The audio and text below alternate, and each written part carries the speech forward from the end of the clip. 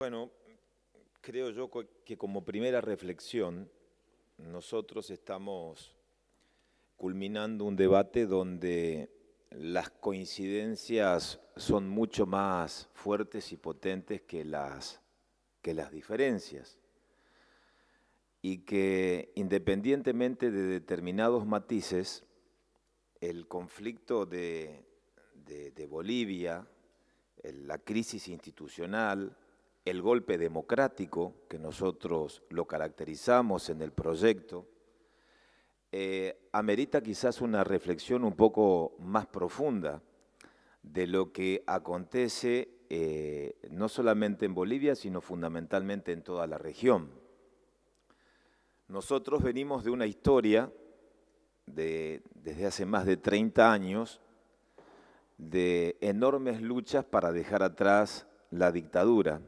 Y creo que en 1983, con el gobierno de Alfonsín, se inicia una etapa de consolidación del sistema democrático con efectos propagativos en toda la región, donde esta idea de que las Fuerzas Armadas digiten los destinos de la nación fue parte de un pasado, como así también de consolidar al sistema democrático no solamente como forma de gobierno, sino de convivencia política y forma de vida de los propios ciudadanos.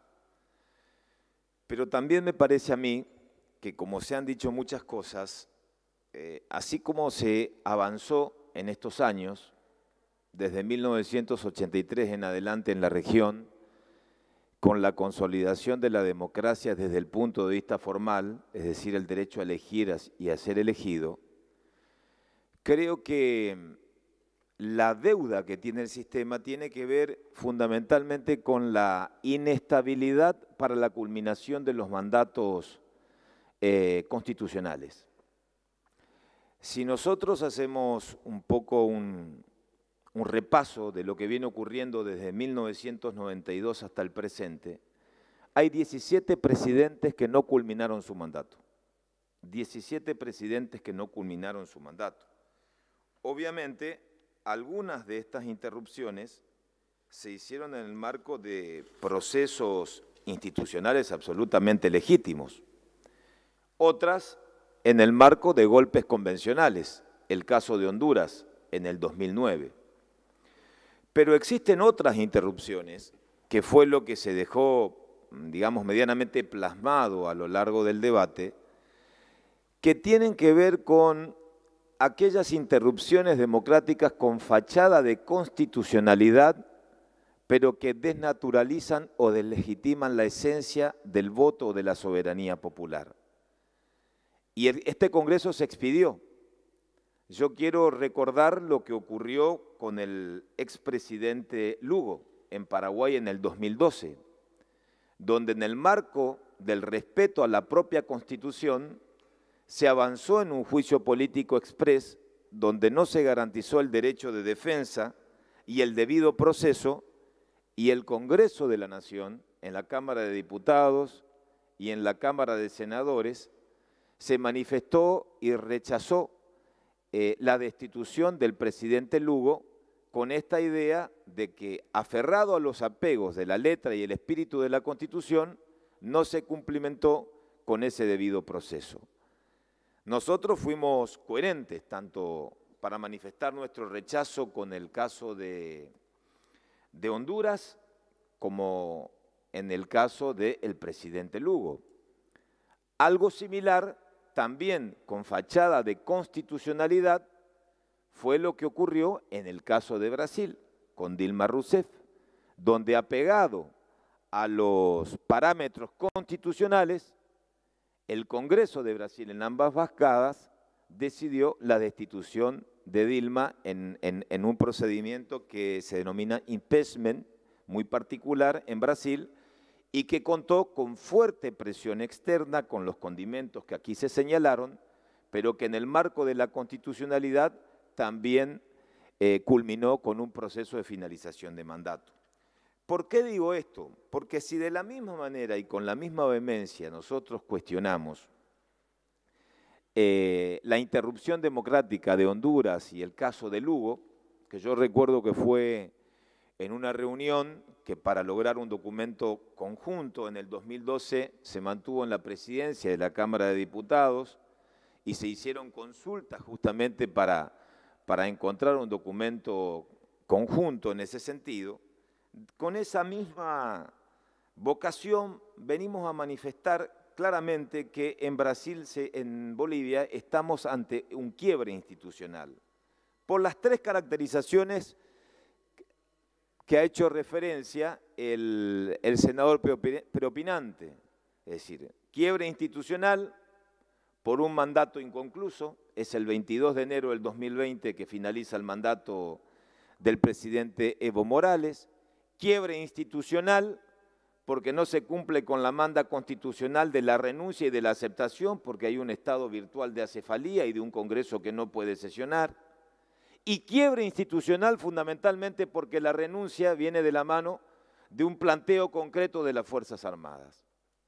Esto lógicamente que en la caracterización tradicional, como algunos lo definen, es un golpe democrático, es un golpe, y hay que decirlo con todas las letras. Ahora bien, este quiebre, esta sugerencia maquillada, disimulada, que implica el quebrantamiento institucional de un gobierno democráticamente elegido, tampoco es un obstáculo para que nosotros reflexionemos sobre otra falencia que es muy potente en las democracias de América Latina y que también no solamente se da en América Latina, sino que también la vivimos en la Argentina y en el interior de nuestro país, que tienen que ver con la vulnerabilidad cuando los gobernantes se creen insustituibles, cuando los gobernantes se sienten irreemplazables, cuando los gobernantes se creen que están por encima de la ley y de la propia Constitución.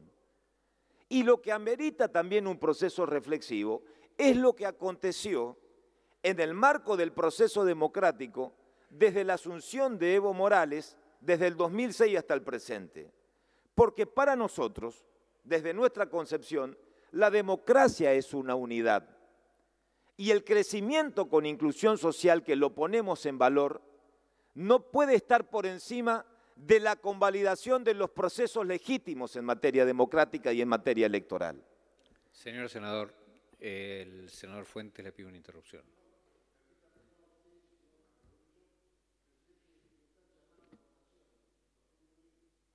Sí, se apretó el botón.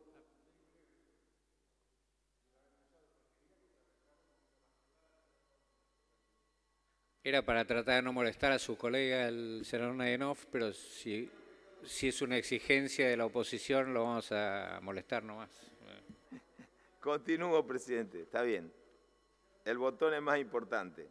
Bueno, ¿a qué me refiero? Evo Morales asume en el 2006, termina con un periodo de inestabilidades políticas del 2001 al 2005 con varios presidentes, logra la estabilidad política en Bolivia. En el 2009 impulsa un proceso de reforma de la Constitución para que el mandato constitucional sea de 5 años.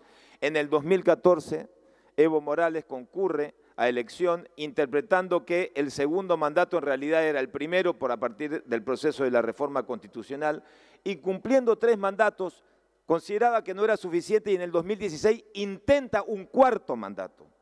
Y en este cuarto mandato me quiero detener porque hay algo que pasó por alto en este recinto, en el análisis de la OEA y de lo que se dio lectura. Por un referéndum, el 51,3% de los ciudadanos le dijo que no a este cuarto mandato constitucional. La voluntad popular mayoritaria le dijo que no. ¿Y qué ha hecho el señor Evo Morales con esta expresión clara de la voluntad del pueblo de Bolivia? Intentó forzar una interpretación del Tribunal Electoral para que se presenten unas nuevas elecciones.